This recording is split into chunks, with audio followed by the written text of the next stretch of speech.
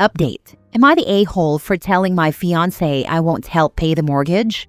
The first 2 parts of this story was posted a month ago, but I'm compiling the whole story into this video. Timestamps in the comment section. Original post. For some background, I, 29 female, and my fiancé, 30 male, have been together for 10 years. We had a baby back in 2020 and I lost my job around the same time. Our lease to our apartment was up, and my grandma offered for us to move in with her, so we did. We basically had our own little apartment rent-free. I had thrown the idea of going to school out there, and everyone agreed it was a good idea. My fiancé paid for it and my grandma watched my baby while I went to class. I graduate this semester. I did part-time for a couple semesters. My fiancé has been making $90,000 a year for the past couple years and $70,000 when we first moved in. He saved a good amount of money. We agreed to wait to get married until I finished school and we could buy a house together. We've been looking at houses more seriously for a past couple months and found one we both love. We started talking to a mortgage broker, and that's when he dropped the bomb on it being him and only him on the mortgage and the deed. He said I wouldn't have anything to do with it. I didn't say anything in the meeting, but afterwards I told him I thought we were buying the house together and I'd pay half the mortgage. He said I would be paying half the mortgage, but my name just wouldn't be on it. So I told him that would mean I'd have no right to the house, and he said he knew. He said since he saved the 40% down, that it's only fair that he has the rights to the house in case we end things. I told him if that's what he wants to do, that I'm not paying for the mortgage. I said this isn't a partnership, and if he just wants his own place, fine, but I'm not paying for it. He called me a bitch, saying that he paid for everything for the past few years, including my schooling. I told him I stayed home and watched our child so we didn't have to pay for daycare, and that ended up saving us money, since I would have been only able to work part-time. He said he didn't care, and I need to pay for half, since I already agreed to it. So Reddit, am I the a-hole for refusing to pay the mortgage? Edit to add. Originally, we were supposed to move in with my grandma for a few months while we saved some money for renting a new place. I thought maybe it'd be a good idea to go to school so I'd make more money and we could potentially buy a place. My grandma said we should stay with her until I finish school so we can save up for a life together. My fiancé and I had agreed that we would be buying a house together. He paid for the schooling because we were getting married and my student loans would have been our problem, not just mine. He encouraged me to finish my education so we could give our child a better quality of life. For those of you saying him paying for my schooling would be more expensive than rent, my schooling in total costed $17,000. Across 5 years, that's $3,400 a year on average. Now for the top comments before reading the update. Not the a-hole. He got free rent and free childcare thanks to your family, which allowed him to save that money. If your name isn't on that house, you shouldn't put a dime into it. I'm honestly rethinking getting married at this point. This feels so out of left field. He's literally never treated me this way before. I thought going to school and taking care of our son while not having to pay rent would have been an equal trade to him being able to save money honestly. Couples therapist here. Do not marry someone you aren't in sync with for kids, parenting, money, religion, and managing each other's family. Or someone who calls you the B word when they don't get their way. Not the a-hole. If your name isn't on the deed, don't pay the mortgage. Honestly, I'd debate moving into a house that was just his, and then getting married. If he wants help with the mortgage, then he has to accept that you will also own the house. This was the original agreement. This is the first I've heard of me not being on the deed or mortgage.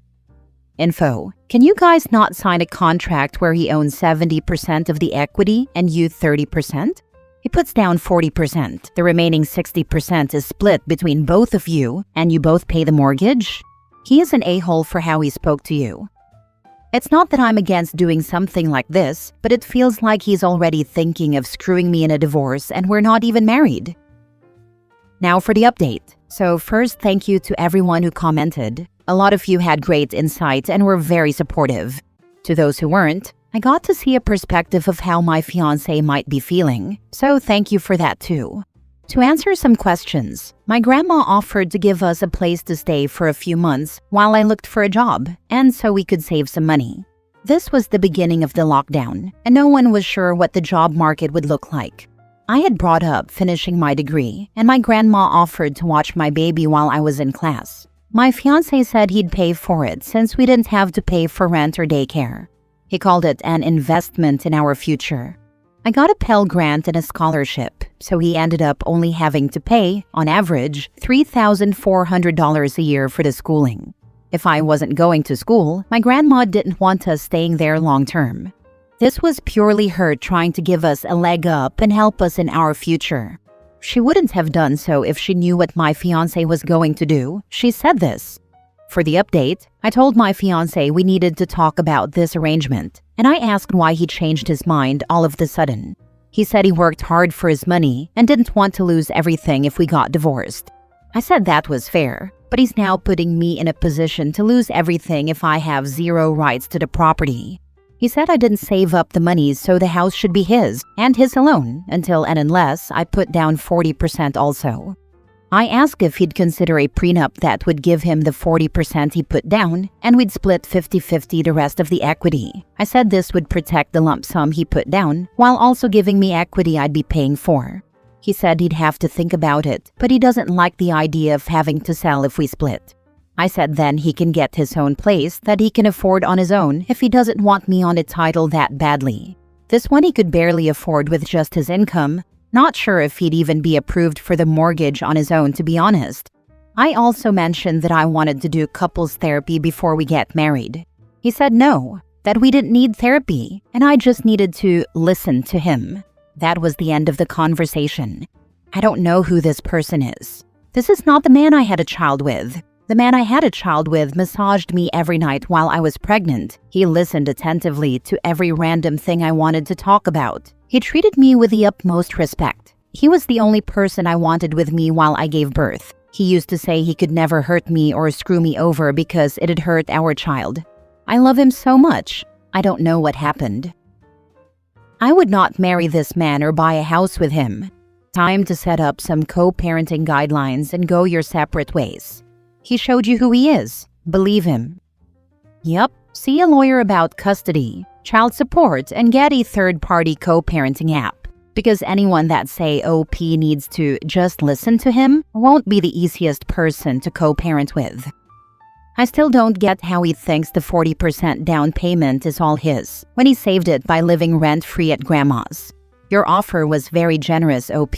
I would end this thing and sue him for back rent or breach of promise. This whole thing stinks. Glad you got an education out of it anyway. I don't know how he has any percent down if he can't qualify for a mortgage without her. We were just talking to a mortgage broker. Nothing has been signed yet. She asked if it would be both of us on the application, and that's when he said no, it'd just be him.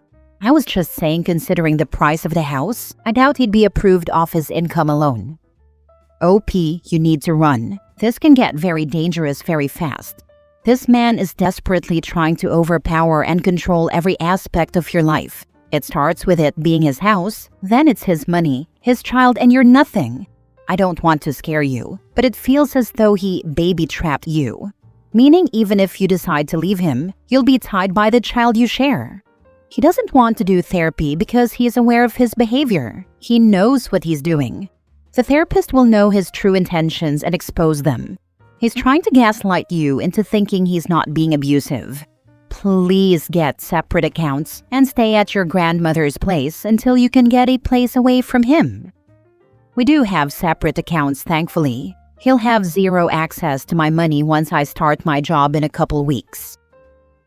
Now for the second update. Thank you to everyone who commented on my last post. You've shown me I'm not alone in this, and that other people have gone through the same.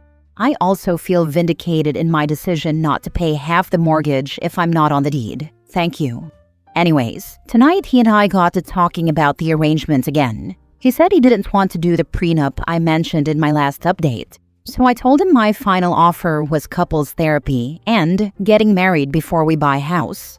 I told him we should get a rental temporarily until we figure everything out and come to an agreement. He outright refused again. He said he didn't want to waste money renting.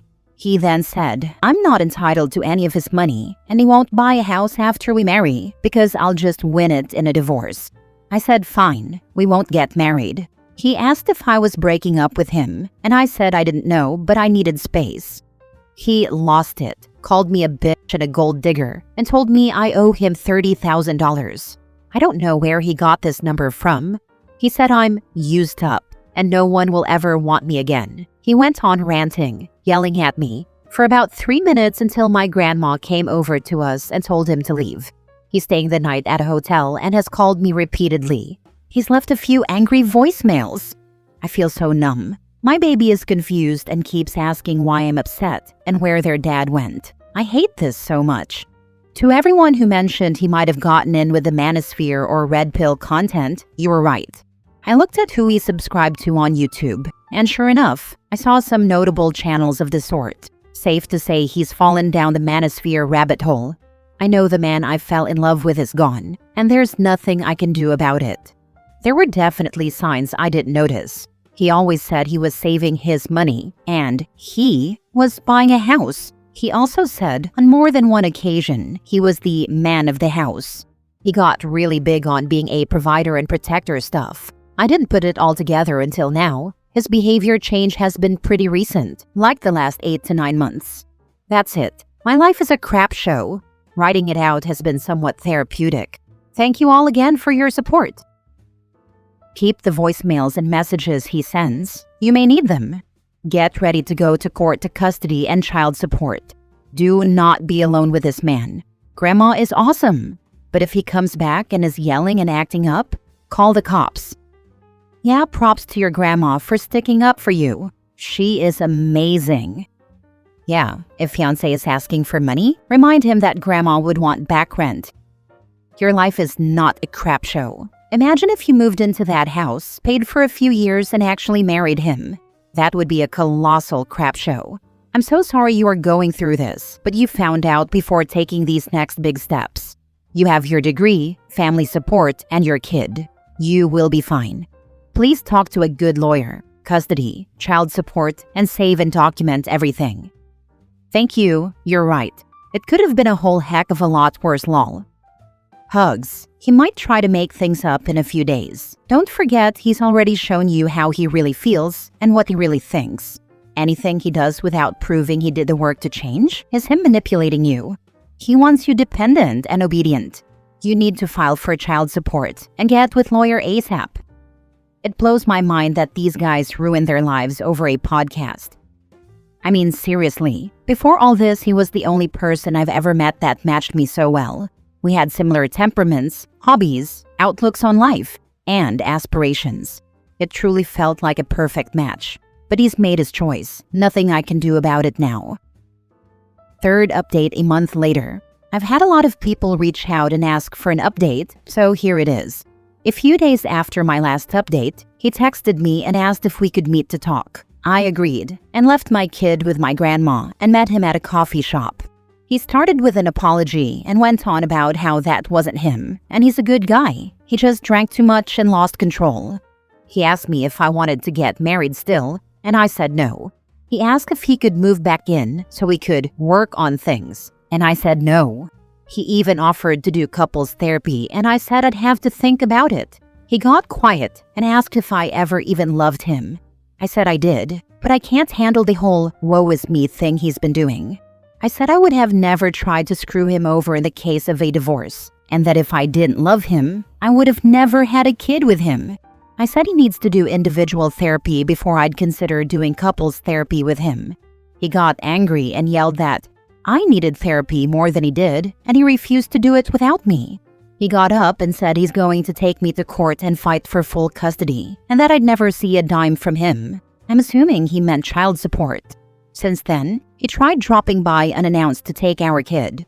My grandma's lawyer friend, technically her friend's son, told me that since we don't have a custody agreement in place, it's a free-for-all, and he could legally take him across state lines.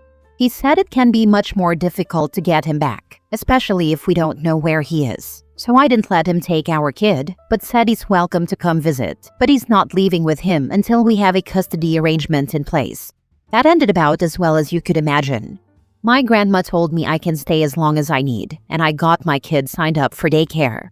That's all for now. I'm hoping we can find an arrangement without courts, but we'll see.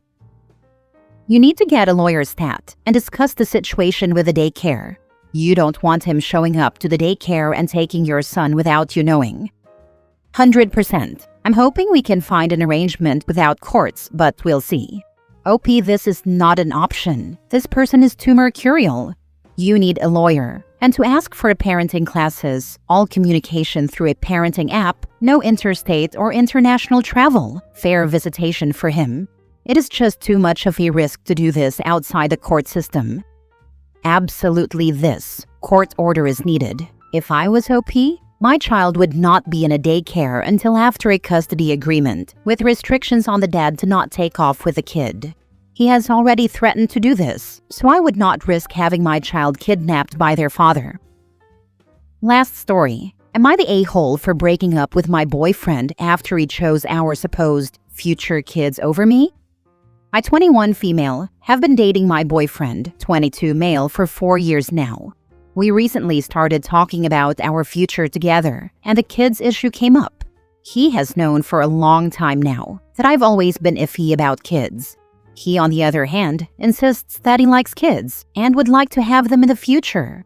This issue has often caused a massive strain on our relationship, but we've chosen to cross that bridge when we get there. So, this past Saturday, the issue cropped up and the conversation turned into a sore argument. My boyfriend said that living without kids would make his life pointless, and he feels like he would resent me in the future if I made him do that. I listened to his argument, and it made sense. After all, we're both young and have some more time before we get there. So, naturally, I'd assume that maybe I'd change my mind in the future and we'd be able to have those kids. I shared these sentiments with him, to which I got a positive response.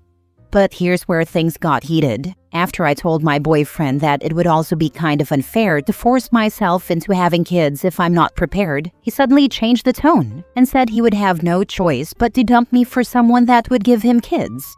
This came as a surprise, because I had assumed that he only wanted kids with me and would also try and view things from my perspective.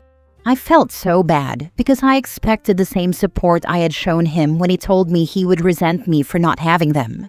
I explained my disappointment, to which he said that he was equally disappointed at me for being selfish.